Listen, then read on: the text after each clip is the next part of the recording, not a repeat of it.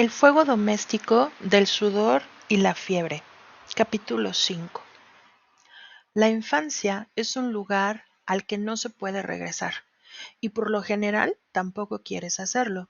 Yo, desde luego, jamás volvería, pero del que en realidad nunca se sale.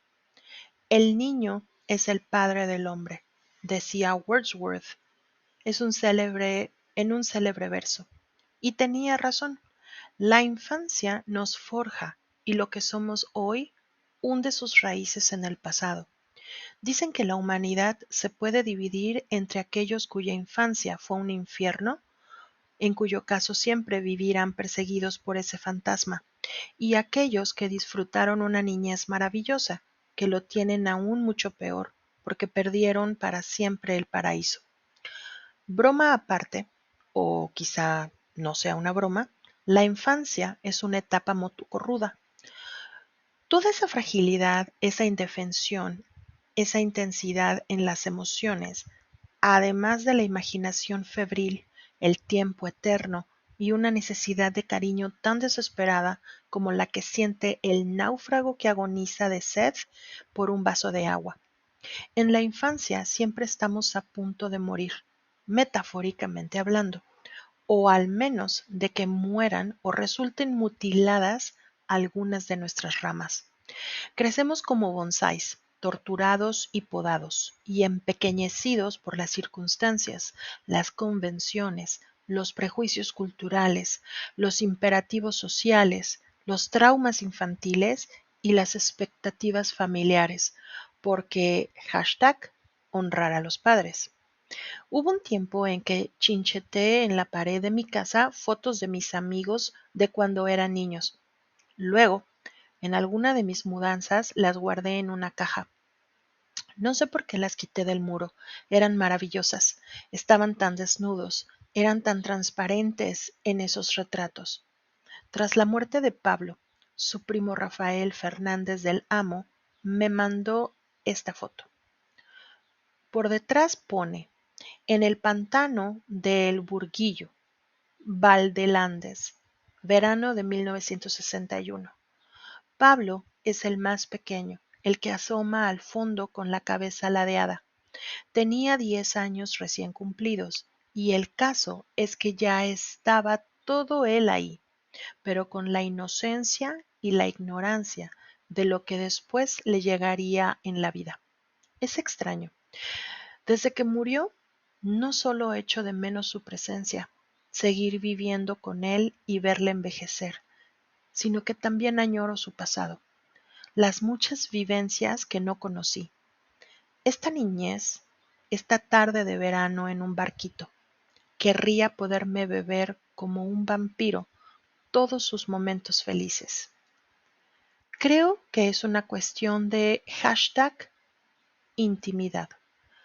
Pablo y yo estuvimos juntos 21 años. Fue tanto para él como para mí la pareja más larga de nuestras vidas, con gran diferencia sobre las anteriores. En ambos casos, no más de 4 años. Creo que le conocí mejor que nadie, y desde luego en mi vida no ha habido ni habrá una persona que llegue a conocerme tanto como él. Aunque tenga la suerte de vivir 21 años más con buena salud y la muy improbable fortuna de vivirlos acompañada de la mejor pareja posible, esta etapa que me queda por delante ya no es tan central, tan intensa, tan mudable, tan elocuente como los años que compartí con Pablo. Este desconsuelo de la #intimidad perdida para siempre, de nuevo la maldita y obsesionante palabra. Es un daño colateral que viene con el duelo y que conocen muy bien todos los viudos de parejas largas. En la primera página de su diario, Marie habla de los últimos días que pasó con Pierre. Eran las vacaciones de Pascua y estuvieron un fin de semana juntos en el campo, en un pueblecito llamado Saint-Rémy-les-Chevreuse. Te habíamos hecho las natillas que te gustaban. Dormimos en nuestra habitación con Eve, que por aquel entonces tenía 14 meses. Me dijiste que preferías aquella cama a la de París. Dormíamos acurrucados el uno en el otro, como de costumbre, y te di un pequeño chal de Eve para que te taparas la cabeza. ¡Ay, cuantísima #intimidad hay en estas líneas! La vida real, la más verdadera y más profunda, está hecha de estas pequeñas banalidades. Marie le hizo las natillas que le gustaban, y no nos dice cómo eran, pero sin duda sabía el punto exacto de cocción que Pierre quería, si prefería tomarlas en un plato o en una taza, más espesas o más ligeras. ¿Y qué decir de la cama de París en oposición a la cama de Saint-Remy? Nuestras camas son tan importantes. En ocasiones, aunque cada día menos, serán el escenario de nuestra muerte. Y en cualquier caso, son el cobijo de nuestra desnudez más absoluta, y no me refiero solo a la falta de ropa. ¿Por qué prefería Pierre la cama del campo? Era más blanda, más dura, más alta, más baja, más estrecha, más ancha. Estaba al lado de una ventana junto a un muro. Tenía vistas. ¿Tenía luz? Por supuesto que Marie hubiera podido responder todas estas preguntas, y eso justamente, eso es conocer a alguien, es poseerlo. Dormían acurrucados el uno en el otro, como de costumbre. He aquí la #intimidad, estallando en el amor glorioso de la piel, un amor animal, y lo mejor, le dio un chal para que se tapara la cabeza. Aquí llegamos a la zona abisal de la #intimidad. Alcanzamos las manías de cada cual, aguas profundas. En alguna novela he escrito que el amor consiste en encontrar a alguien con quien compartir tus rarezas. A Pierre le gustaba taparse con un trapo. A mi padre también. Se enrollaba el embozo de la sábana alrededor de la cabeza.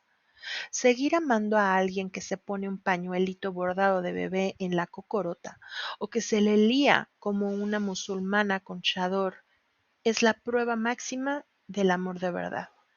No hay nada ridículo en la #intimidad, no hay nada escatológico ni repudiable en ese lento fuego doméstico de sudor y de fiebre, de mocos y estornudos, de pedos y ronquidos. Bueno, estos últimos suelen ser motivo de bastantes disputas, pero incluso a eso te terminas acostumbrando.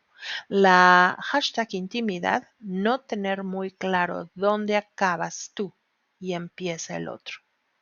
Y saberlo todo de esa persona, o al menos saber tanto.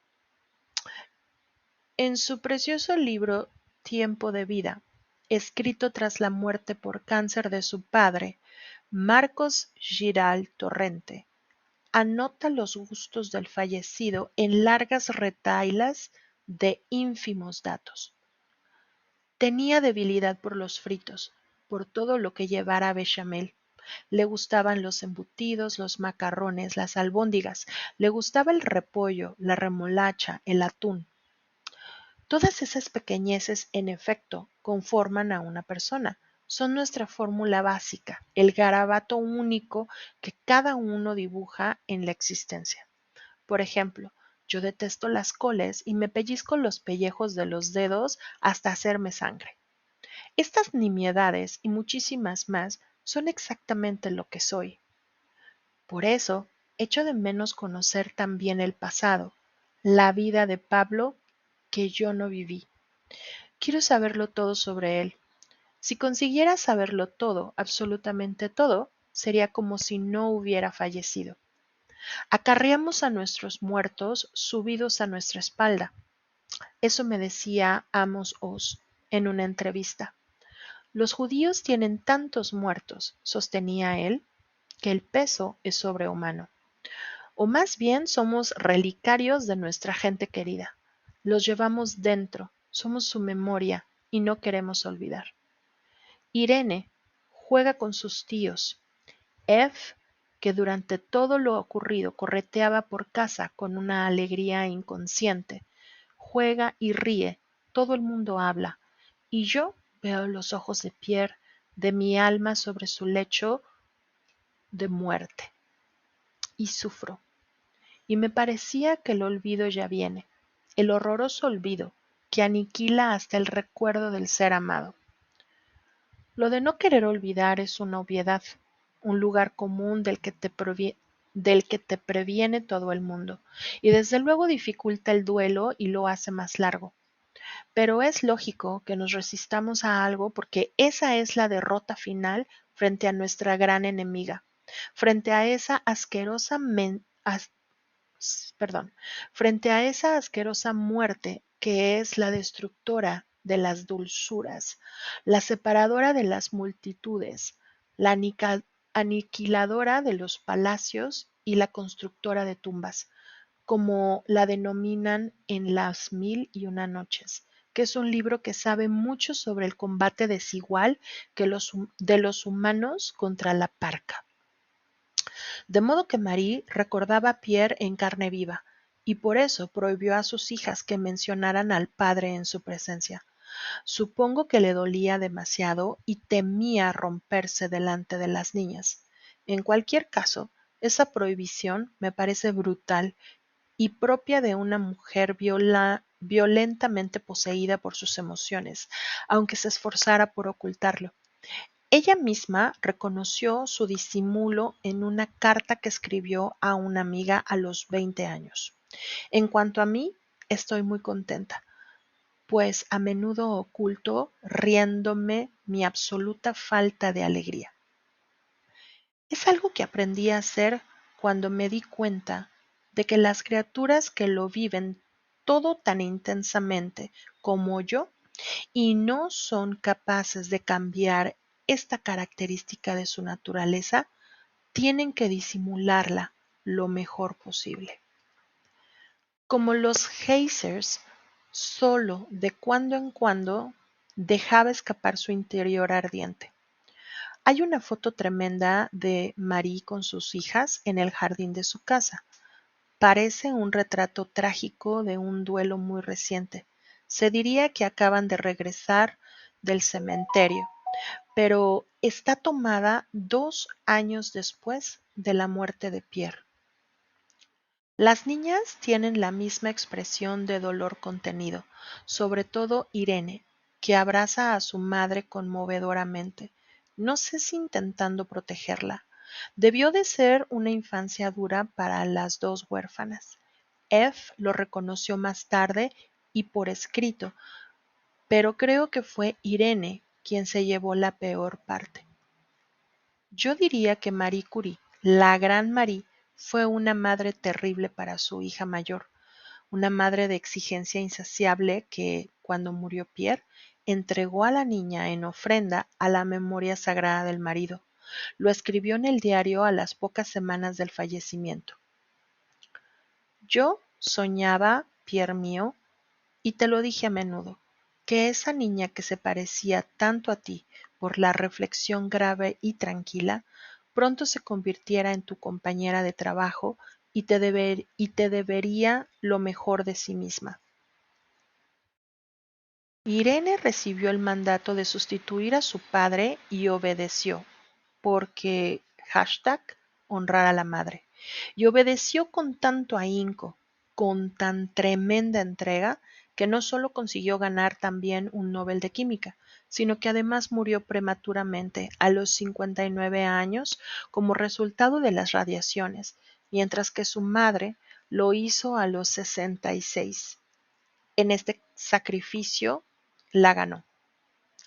Hay un poema espeluznante de Philip Larkin sobre este legado de dolor que a menudo se hereda de los padres. Se titula This Be the Verse. He aquí el verso. Y dice así: They fuck you up, your mom and dad. They may not mean to, but they do. They fill you with the faults they had and add some extra just for you. But they were fucked up in their turn by fools in old-style hats and coats, who half the time were where sop is turned, and half at one another's throats. Man hands on misery to man. It deepens like a coastal shelf. Get out as early as you can and don't have any kids yourself. Traducción. Te joden bien tu padre y tu madre. Quizá no sea su intención, pero lo hacen. Te han colmado con los fallos que ellos tenían y han añadido algo extra solo para ti. Pero ellos fueron jodidos a su vez, por cretinos vestidos con abrigos y sombreros anticuados, que la mitad del tiempo se comportaban entre ñoños y severos, y la otra mitad se la pasaban peleando. La miseria se transmite de persona en persona, se va haciendo tan honda como una fosa marina. Sal de aquí tan pronto como puedas y no tengas hijos. La verdad es que creo que este poema es demasiado tenebroso. No me parece que por lo general la situación sea tan desesperada ni tan siniestra, y me consta que entre padres e hijos también puede haber una cantidad incalculable de luz. Pero lo que sí es cierto es que esas relaciones tan esenciales están entremezcladas de dicha y de dolor. Supongo que es inevitable proyectarse en los hijos de algún modo, de la misma manera que es inevitable por parte de los hijos exigir a los padres una dimensión mítica imposible. Nadie quiere hacer daño, pero a menudo se hace, como probablemente hizo Marie sin desearlo y sin poder evitar, porque tuvo que luchar en demasiados frentes. Yo no he tenido hijos, pero no por ese sórdido mandato con que Larkin cierra su poema. De hecho, a veces lamento no haberlos tenido, porque procrear es un paso de la madurez física y psíquica. Solo ese amor absoluto y centellante que los padres sienten por sus hijos permite superar el egoísmo individual que te hace poner tu propia integridad por encima de todo. Quiero decir que los padres son capaces de morir por sus niños. Es un mandato genético, un recurso de supervivencia de la especie, pero también es un movimiento del corazón que te hace más completo, más humano. Quienes no tenemos hijos, no llegamos nunca a crecer hasta ahí. Yo no moriría por nadie. Es una pena.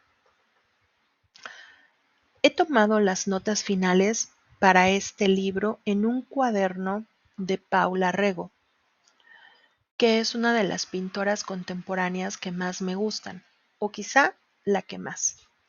Nació en Portugal en 1935 y ahora vive en Londres. El cuaderno lo compré en el museo que hay en Casquet dedicado a la artista y es verdaderamente hermoso. De cuando en cuando diseminamos por las páginas en blanco, hay un diseminados por las páginas en blanco, hay un puñado de dibujos de Rego, de manera que tú vas escribiendo entre sus bocetos. Por una de esas curiosas #coincidencias que tanto abundan en la vida, resulta que Paula Rego tiene una serie de dibujos tan brutal como conmovedora que se titula Madres e hijas y que refleja todo esto de lo que estamos hablando. Aquí dejo una muestra. Pero aún hay más puntos en común.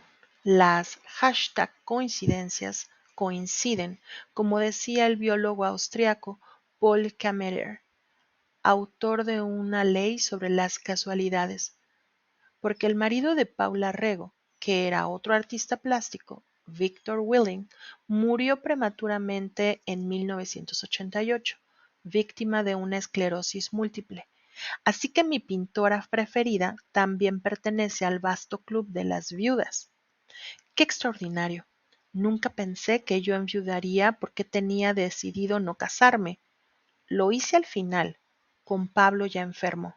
Recuerdo que de niña jugábamos a saltar a la comba con esta cancioncilla. Quisiera saber mi vocación, soltera, casada, viuda o monja. y dependiendo de dónde fallabas y pisabas la cuerda, así se presentaba tu futuro. En fin, la letra es tan obviamente machista que podemos ahorrarnos el comentario. Supongo que este tipo de canciones y el trasfondo social que implicaban contribuyeron a hacerme tan alérgica al matrimonio. Pero alérgica y todo, heme aquí de viuda. A veces, con esa manía que tenemos todos los humanos de comparar nuestro si no con el de los demás, miro a las otras viudas y me pregunto desahogantes e inútiles preguntas sin respuesta. ¿Qué será mejor? ¿Que que tu pareja fallezca de repente como Pierre Curie o que lo haga tras un tiempo de pena y sufrimiento como Pablo, 10 meses, o como el marido de Rego, la esclerosis múltiple es un infierno? ¿Qué será mejor? ¿Enviudar joven y entonces puedes rehacer tu vida? ¿O mayor, que es más difícil, aunque hayas podido gozar más de tu cónyuge? En julio del 2011, la Organización Mundial de la Salud hizo público un estudio sobre la depresión que había realizado en colaboración con 20 centros internacionales, dos de ellos españoles. La investigación se hizo con 89.037 ciudadanos de 18 países, o sea que la muestra era verdaderamente grande. Es un trabajo muy interesante que compara todo tipo de factores: ingresos, cultura, sexo, edad. Pero lo que ahora me interesa, y por lo que saco a colación, es que descubrieron que estar separado o divorciado aumenta el riesgo de sufrir depresiones agudas en 12 de los países, mientras que ser viudo o viuda tiene menos influencia en casi todas partes. Me pareció un dato increíble, pasmoso, que parece ir en contra de lo que una observa y de la misma razón. Pero si no se trata de un error y de verdad es así, ¿qué implicaría? ¿Que los separados o divorciados se sienten fracasados? ¿Y que al morir tu cónyuge mientras aún es tu cónyuge, puedes mitificar esa pareja en tu cabeza y hacerla eterna y considerarla un éxito? ¿Acaso pueden ser generadoras de algún pequeño consuelo estas malditas muertes?